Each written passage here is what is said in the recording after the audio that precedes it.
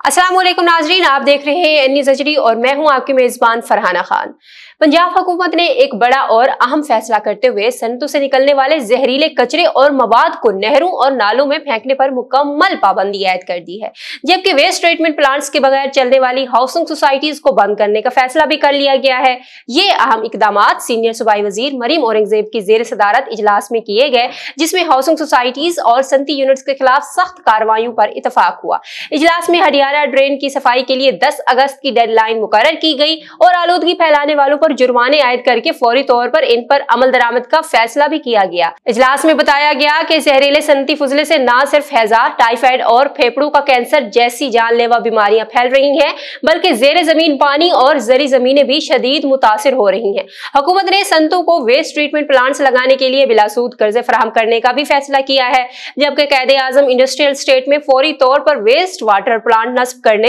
और 31 अगस्त तक मुकम्मल हेल्थ सर्वे पेश करने की हिदायत जारी कर दी गई हैं। इसके अलावा 28 ऐसी हाउसिंग सोसाइटीज और सनतें कि जिनके पास वेस्ट ट्रीटमेंट प्लांट्स मौजूद नहीं है, इनको फौरी तौर पर नोटिस भी जारी कर दिए गए हैं।